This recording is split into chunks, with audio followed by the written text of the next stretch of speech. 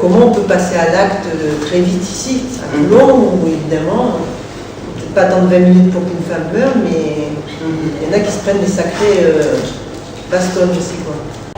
Malheureusement, à des femmes de pouvoir retirer leur plainte, avant c'était pas possible. Parce que le ministère public est continué de poursuivre la plainte contre les maris. Et il y a aussi le 39-19 qui est une permanence téléphonique pour tout ce qui est l'orientation des femmes qui sont victimes de violences. Ensuite, il y a évidemment les foyers d'accueil pour les femmes. Par contre, ce qu'il faut savoir, c'est que les foyers d'accueil, ils sont surchargés. Donc, ils n'ont pas de grande capacité d'accueil. Donc, souvent, elles sont orientées vers des nuits d'hôtel qui sont payées soit par les assistantes sociales, soit par des associations. Mais ça a une durée très limitée. Et le plus quand même, c'est qu'il y a quelque temps, les femmes qui... Voilà, moi, j'ai une sensibilité particulière pour les femmes qui sont en situation irrégulière et qui sont victimes de violences, qui à une certaine époque n'avaient aucun recours que de subir ou de partir. Donc depuis cette fameuse loi qui est arrivée après l'expulsion de cette jeune fille marocaine, que notre président est allé ensuite chercher, il y a eu cette loi qui a été votée pour que les femmes qui sont victimes de violences et qui sont en situation irrégulière puissent porter plainte et puissent être hébergées dans les foyers pour femmes et pour mères avec des enfants. Ce qui avant était interdit. Les foyers n'accueillaient pas les femmes en situation irrégulière. Et bien justement, peut-être qu'avec ces groupes de parole et tout, voilà, comme ça a servi dans l'association, ça peut être un point qui peut appuyer encore plus. Et c'est vrai qu'une seule personne maintenant, quand elle se fait un peu jeter par la police au commissariat qui lui dit qu'en gros il ne faut pas venir embêter la police si on n'a pas vraiment de preuves, si on est un peu... Enfin, ça se voyait qu'elle avait peur, qu'elle était un peu contradictoire dans ses paroles. Je pense qu'avec un groupe, ça peut permettre de faire un appui, voilà, faire un peu plus pression, quoi. Il y a une loi, et puis il y a des tas de cas, comme le cas de cette femme, qui, malgré la loi, se fait reconduire à la frontière. Et je pense qu'il y a aussi tout un travail à faire pour expliquer bien aux gens et aux femmes la loi. Parce que si elle avait su, c'est sûr que les conditions, je pense que c'est très bien filmé, c'est les conditions des préfectures, écrasent tellement les gens. On leur coupe la parole au moment où ils veulent poser leurs questions, tel que c'est fait dans le film systématiquement, que du coup, ils font pas recours, ou s'il n'y a pas des mouvements comme la CIMAD et des tas d'autres pour appuyer tous ces gens, ils sont raccompagnés à la frontière comme du bétail, ils deviennent sans papier, etc., au mépris de la loi. Dans des petites villes comme chez nous, il faut trouver des tas d'espaces pour mettre en place ces groupes de parole, mais à partir de n'importe quel prétexte. Ça peut être des ateliers de couture ou de cuisine ou n'importe quoi, mais des choses très simples du quotidien, pour qu'au bout d'un moment, personne, et chacun a son orgueil, et toutes les femmes ont leur propre amour propre, c'est bien connu, encore plus de ce côté que d'ailleurs, et je crois qu'il faut trouver des situations pour permettre d'éviter la frontalité, parce que personne, on a peur, la copine, le frère, le machin, le cousin, et on ne raconte pas. Tout le monde le sait, on ne raconte pas ce qui s'est passé hier soir, on ne veut pas. Donc je trouve qu'il n'y a que en trouvant des prétextes dans des quartiers, parce que même à la sortie de l'école, tu ne racontes pas ta vie, tu racontes trois conneries, mais tu ne parles pas de l'essentiel. Et donc, c'est peut-être ça. Et puis, je pensais à ce que tu disais, Madia, s'il faut des spécialistes. Peut-être qu'en touchant des milieux socio-professionnels différents, on peut peut-être essayer de faire des demandes de permanence gratuite. Tout le monde, à un moment donné, peut donner, je sais pas moi, 5 heures de son temps par semaine pour participer à des réunions. Et peut-être c'est ça qu'il faut faire, il faut essayer de toucher des psychologues ou des psychanalystes, je ne sais pas, des gens qui savent parler, qui savent déclencher, comme tu disais, la parole pour que les gens soient en confiance, et les femmes, et se livrent. Parce que une discussion mal menée, ça peut encore plus les isoler que de les sécuriser. Moi, je l'ai subi, la violence. Je me dis, Daniel sont les seuls à le savoir. Moi, je me sens assez en confiance et à l'aise pour en parler là aujourd'hui. J'ai subi la violence et c'est vrai que je trouve que les groupes de parole sont très importants parce que ça permet de sortir de la tête hors de l'eau, de se ressentir, se retrouver en tant qu'être humain et de se dire j'existe, donc je peux me sortir de ma situation, j'ai des droits.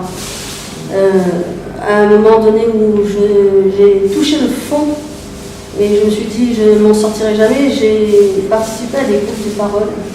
J'ai été amenée par une amie et j'avais de la haine pour tout le monde. Plus personne n'avait ma confiance, plus personne. Voilà. J'étais enfermée dans derrière une espèce de mur où je me suis dit je vais me défendre en étant mauvaise à mon tour. Et c'est ces groupes de parole qui m'ont sorti de mon enfermement parce que j'étais intellectuellement et physiquement enfermée dans ce que j'avais vécu. Et c'est pour ça que c'est important. Même si ça n'apporte pas une aide matérielle, financière, mais ça apporte une aide dans le sens où on se dit on me renvoie des choses, il y a quelqu'un qui m'écoute, je suis importante pour cette personne qui m'écoute. Et cette personne qui m'écoute, elle me fait sentir importante moi-même et elle me fait comprendre que je peux m'en sortir, que j'existe et que j'ai des droits. Et à partir du moment où il y a ce déclic dont je parlais tout à l'heure qui se fait, à ce moment-là on fonce et on se dit je vais m'en sortir. Voilà. Et je pense que l'aide matérielle, etc., c'est important, c'est très important, mais l'écoute elle est encore plus importante parce qu'on peut avoir le matériel et pas s'en sortir parce que dans notre tête on ne va pas le dire. Et je pense aussi qu'il faudrait multiplier comme tu le disais, avec des bénévoles qui sont un peu au fait des lois, des droits, on puisse généraliser de plus en plus des réunions d'information. Parce que comme elle le disait Odile, il y a des lois qui sont faites quand même. Beaucoup de gens, ils ne sont pas au courant. Et quand on est juste un petit noyau qui est informant un public, on n'est pas toujours suivi parce que je veux dire, on dit c'est pas un avocat, c'est pas un juriste, donc en fait ma voisine, ma copine m'a dit que, donc je crois plus ma copine que ma voisine. Donc s'il y avait quelqu'un de compétent dans le domaine qui explique et qui informe, les choses elles avanceraient plus vite. Je donne un exemple qui n'a rien à voir avec la violence. Bon, dans le cas des personnes en situation irrégulière qui se font régulariser et qui sont par exemple conjointes de Français, ils ont le droit à un titre de séjour d'1 an, de 10 ans, automatiquement. Même qui sont d'origine algérienne mais qui sont français. Le conjoint est français. Ils ont le droit à un titre de séjour de 10 ans. Donc la loi dit ils ont le droit d'obtenir le même titre de séjour que la personne qui accueille. Ben, personne ne le sait. Personne ne le sait, personne ne le revendique. Et les rares personnes à qui je dis non, quand tu reçois ton titre de séjour de 1 an, tu dis je ne le veux pas, je veux mon titre de séjour de 10 ans parce que mon conjoint est français. D'abord, ils ne me croient pas, mais c'est vrai, je les comprends, je ne suis pas avocat, je suis pas juriste. J'ai fait une formation avec le CICAD qui me tient au fait des lois qui sortent à chaque fois. Et aussi, il y a la peur de dire non. Déjà, j'ai réussi à en avoir un de non, je ne vais pas faire trop de bruit, j'attends le suivant et on verra bien. Voilà. Et dans le cas des violences conjugales, que ce soit dans le cadre du droit à l'éducation, que ce soit dans le cadre du droit d'un service administratif quelconque, les gens n'ont pas les informations et quand elles ne sont pas données par les personnes compétentes, elles ne croient pas. Donc il faut multiplier les réunions d'information par des bénévoles qui sont compétents dans les domaines donnés. Voilà. Et plus les gens vont être informés sur leurs droits, et plus les choses elles vont avancer.